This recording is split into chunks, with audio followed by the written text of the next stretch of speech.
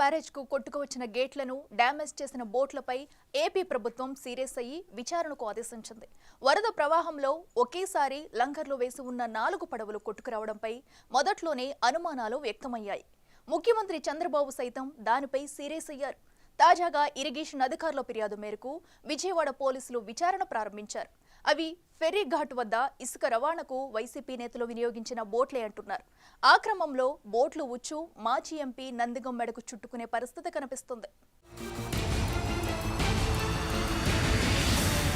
కృష్ణానదికి ఎగువ నుంచి వస్తున్న వరద ఉధృతికి కొట్టుకొచ్చిన ఇనుప బోట్ల కారణంగా ప్రకాశం బ్యారేజ్ గేట్లకు అనుబంధంగా ఉండే కౌంటర్ వెయిట్లు దెబ్బతిన్నాయి. 64వ నంబర్ గేటు వద్ద ఉండే వెయిట్ స్వల్పంగా దెబ్బతినగా 69వ గేటు వద్ద ఉండేది పూర్తిగా మధ్యకు విరిగిపోయింది. కాంక్రీట్ సిమెంట్ దిమ్మెకు లోపల ఉండే ఇనుప చువ్వలు బయటకు వచ్చేశాయి. ఈ నెల 2న కృష్ణానదికి రికార్డు స్థాయిలో వరద పోటెత్తింది.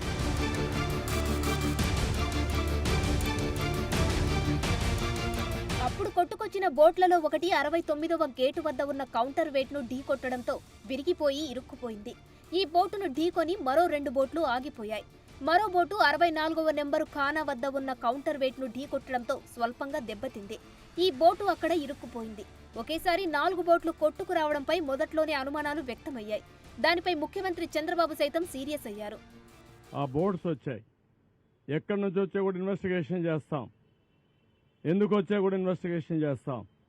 అందులో కూడా ఎవరైనా ఉంటే మీరు అన్నట్టు ఆ బోట్లు వచ్చినప్పుడు కరెక్ట్గా అది కొట్టుకున్న ప్లేస్ చూశాను నేను. ఇది కూడా బెండ్ అయింది, వంగిపోయింది. పిల్లర్ కాదు, పిల్లర్ మధ్యలో ఉండే జాయింట్ వెయిట్ అది వెయిట్ అంటారా, అది కంట్రోల్ అన్నమాట. 2 పిల్లర్స్ మధ్యలో గేట్ని కంట్రోల్ చేయడం కోసం పెట్టినటువంటి ఆ గేట్ అక్కడ ఉంటుంది. దాని సపోర్టింగ్ ఒక కాలం దాన్ని కొట్టుకుంది. అది బెండ్ అయిపోయి ఇరిగిపోయే పరిస్థితి వచ్చింది. అంటే ఏంటిది? ఎప్పుడు చరిత్రలో జరగల ఇలాంటివన్నీ జరుగుతున్నాయి. ఇప్పుడు అనుమానం రాని వారికి కూడా అనుమానం వచ్చే పరిస్థితి. ఎందుకు బాబాయిని చంపి నెక్స్ట్ డే నారాసురు రక్త చరిత్ర రాయగలిగిన వాళ్ళు ఇంక అనుమానం ఎందుకు రాదండి? తాజాగా ఘటనపై అనుమానం వ్యక్తం చేస్తూ ఇరిగేషన్ అధికారులు ఫిర్యాదు చేయడంతో విజయవాడ 1 టౌన్ పోలీసులు విచారణ మొదలుపెట్టారు. బోట్ల ఓనర్లని ప్రశ్నించబోతున్నారు. వేసిన లంగర్లు తెంపుకుని పడవలు ఎలా కొట్టుకుని వచ్చి గేట్లను ఢీకొన్నాయనే అంశంపై వివరాలు అడగనున్నారు. ఇబ్రహీపట్నం సమీపంలోని ఫెర్రీ ఘాట్ నుంచే ఈ బోట్లు కొట్టుకుని వచ్చి ఉంటాయని అధికారులు భావిస్తున్నారు. మరోవైపు ఆ బోట్లు వైసీపీకి చెందిన వారివి అని టీడీపీ నేతలు ఆరోపిస్తున్నారు. వైసీపీ నేతలు ఇసుక అక్రమ రవాణా కోసం ఆ పడవలు వాడుతున్నారనే ఆరోపణలు వినిపిస్తున్నాయి. ప్రకాశం బ్యారేజీ గేట్లను బోట్స్ ఢీకొన్న వ్యవహారంలో కుట్రకోణం దాగి ఉందని, దానిపై పూర్తిస్థాయిలో విచారణ జరిపించాల్సిన అవసరం ఎంతైనా ఉందని మంత్రి కొల్లు రవీంద్ర సంచలన వ్యాఖ్యలు చేశారు. ప్రకాశం బ్యారేజీని ఢీకొట్టిన బోట్లు వైసీపీ నాయకులకు చెందినవిగా అనుమానాలు ఉన్నాయన్నారు. ఉద్దేశపూర్వకంగానే బోట్లతో ప్రకాశం బ్యారేజీని ఢీకొన్నట్లు సమాచారం ఉందన్నారు. ప్రకాశం బ్యారేజీని డ్యామేజ్ చేయడానికే ఉద్దేశపూర్వకంగానే ఒకే చోట ఢీకొనే విధంగా చేశారని మండిపడ్డారు. ఇసుక తోలే హెవీ పడవలను తీసుకొచ్చి వదిలారని కొల్లు రవీంద్ర ఆరోపించారు. బ్యారేజీని ఢీకొట్టిన పడవలకు ఎటువంటి అనుమతులు కూడా లేవని తెలుస్తోందని, వాటికి వైసీపీ రంగులే ఉన్నాయని, బ్యారేజీకి జరగరాని డ్యామేజ్ జరిగి ఉంటే పెద్ద ఉపద్రవం వచ్చేదని, దీన్ని చాలా సీరియస్ గా తీసుకోవాలని వ్యాఖ్యానించారు.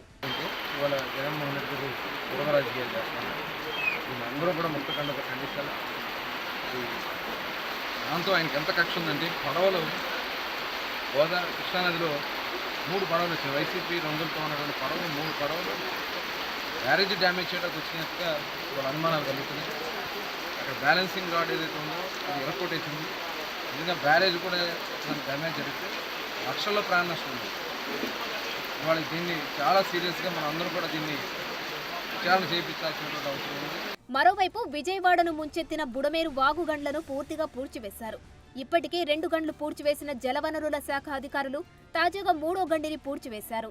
దీంతో దిగువ ప్రాంతాలకు వరద ప్రవాహం ఆగిపోయింది. అంతకుముందు మంత్రి నారా లోకేష్ అక్కడికి చేరుకొని పరిశీలించారు.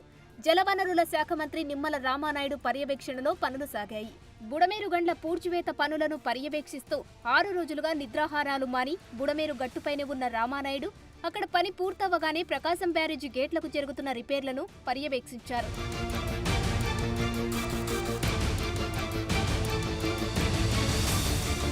అదలా ఉంటే ప్రకాశం బ్యారేజీ వద్ద గేట్లను ఢీకొట్టిన పడవల యజమానుల ఆచూకీని పోలీసులు కనుగొన్నారు. గొల్లపూడికి చెందిన ఉషాద్రి, సూరాయపాలెంకు చెందిన కోమటి రామ్మోహన్ పడవలుగా గుర్తించారు. వైసీపీ అధికారంలో ఉన్నప్పుడు మాజీ ఎంపీ నందిగాం సురేష్ ఆధ్వర్యంలోనే ఈ పడవలు నడిచినట్లు పోలీసులు గుర్తించారు. ప్రస్తుతం నందిగామ సురేష్ ఆధ్వర్యంలో ఈ పడవలు నడుస్తున్నాయా లేదా అనేది పోలీసులు ఇంకా ధృవీకరించలేదు.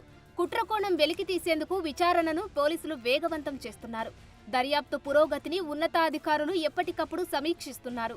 మొత్తానికి బోట్లను ఢీకొట్టిన వ్యవహారాన్ని ప్రభుత్వం సీరియస్ గా తీసుకోవడంతో అటు బాపట్ల మాజీ ఎంపీ నందిగాం సురేష్ తో పాటు మరికొంతమంది వైసీపీ నేతల చుట్టూ ఉచ్చు గట్టిగానే బిగుసుకుంటున్నట్లు కనిపిస్తోంది.